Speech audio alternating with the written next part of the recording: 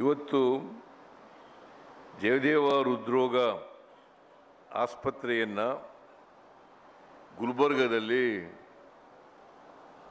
ಉದ್ಘಾಟನೆಯನ್ನು ಮಾಡಿದ್ದೇವೆ. 2016ರಲ್ಲಿ ಇದನ್ನು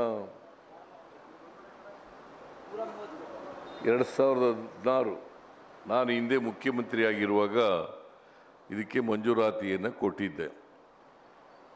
ಬೆಂಗಳೂರಿನಲ್ಲಿ ಮಾತ್ರ ಜಯದೇವ ಹೃದ್ರೋಗ ಸಂಸ್ಥೆ ಇತ್ತು. ರಾಜ್ಯದ ಅನೇಕ ಭಾಗಗಳಿಂದ ರೋಗಿಗಳು, ಹೃದಯದ ಕಾಯಿಲೆ ಇರ್ತಕ್ಕಂಥ ರೋಗಿಗಳು ಬೆಂಗಳೂರಿಗೆ ಬರಬೇಕಾಗಿತ್ತು. ಅದಕ್ಕೋಸ್ಕರ ಗುಲ್ಬರ್ಗಾದಲ್ಲಿ ಒಂದು ಬ್ರಾಂಚನ್ನು ಮಾಡಬೇಕು, ಶಾಖೆಯನ್ನು ಮಾಡಬೇಕು, ಮೈಸೂರಿನಲ್ಲಿ ಒಂದು ಶಾಖೆಯನ್ನು ಮಾಡಬೇಕು, ಹುಬ್ಬಳ್ಳಿನಲ್ಲಿ ಒಂದು ಶಾಖೆಯನ್ನು ಮಾಡಬೇಕು ಅಂತೇಳಿ ತೀರ್ಮಾನ ಮಾಡಿ ಮೈಸೂರಿನಲ್ಲಿ ಈಗಾಗಲೇ ಪ್ರಾರಂಭ ಆಗಿ ಕೆಲಸ ಮಾಡ್ತಾ ಇದೆ. ಸುಮಾರು 400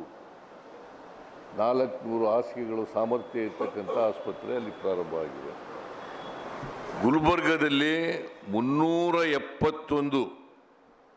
ನಾನು ಕೇಳಿದೆ, ಯಾಕ್ರಿ 371 ಮಾಡಿದ್ದೀರಿ ಅಂತಂದರೆ, ಇಲ್ಲಿ ಕಲಬುರಗಿ ವಿಭಾಗದಲ್ಲಿ 371J ಸಂವಿಧಾನಕ್ಕೆ ತಿದ್ದುಪಡಿಯಾಗಿ ಸೇರ್ಪಡೆಯಾಗಿದೆ. ಅದಕ್ಕೋಸ್ಕರ 371 ಹಾಸಿಗೆಗಳ ಸಾಮರ್ಥ್ಯ ಇರತಕ್ಕಂಥ ಆಸ್ಪತ್ರೆ ಇಲ್ಲಿ ನಿರ್ಮಾಣ ಆಗಿದೆ. ಬಹುಶಃ ಜಯದೇವ ಆಸ್ಪತ್ರೆ ಕ್ಲೀನ್ಲಿನೆಸ್ಗೆ ಮತ್ತು ಮೇಂಟೆನೆನ್ಸ್ಗೆ ಭಾಳ ಹೆಸರಾಗಿರ್ತಕ್ಕಂಥ ಆಸ್ಪತ್ರೆ. ಬೆಂಗಳೂರಿನಲ್ಲೂ ಕೂಡ ಕ್ಲೀನ್ಲಿನೆಸ್ ಇದೆ, ಒಳ್ಳೆ ಮೇಂಟೆನೆನ್ಸ್ ಇದೆ.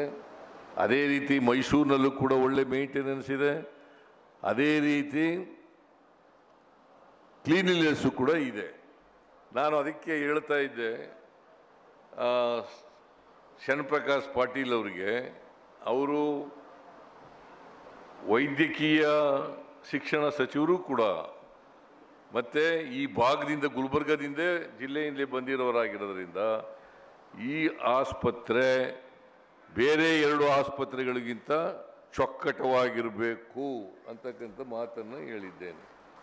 ಚೊಕ್ಕಟವಾಗಿರಬೇಕು. ಯಾಕೆಂದರೆ ಆಸ್ಪತ್ರೆ ಚೊಕ್ಕಟವಾಗಿದ್ದರೆ ರೋಗಿಗಳಿಗೆ ಬೇರೆ ಕಾಯಿಲೆ ಬರೋದು ತಪ್ಪೋಯ್ತದೆ. ಅದರ್ವೈಸ್ ಬೇರೆ ಬೇರೆ ಕಾಯಿಲೆಗಳೆಲ್ಲ ಬಂದ್ಬಿಡ್ತವೆ. ನೀವು ಚೊಕ್ಕಟವಾಗಿ ಹೋದರೆ, ಕ್ಲೀನ್ಲಿನೆಸ್ ಇಲ್ಲದೆ ಹೋದರೆ ಬೇರೆ ಕಾಯಿಲೆಗಳೆಲ್ಲ ಬಂದ್ಬಿಡ್ತವೆ. ಸೊ ಯಾವ ರೋಗ ಬಂದಿದೆ ಆ ರೋಗ ಹೆಚ್ಚು ಭಾಳ ಜಾಗ್ರತೆ ಗುಣಮುಖ ಆಗಲಿಕ್ಕೆ ಸಾಧ್ಯ ಆಗ್ತದೆ. ಅದಕ್ಕೋಸ್ಕರವಾಗಿ ಕ್ಲೀನ್ಲಿನೆಸ್ಸು ಭಾಳ ಇಂಪಾರ್ಟೆಂಟ್.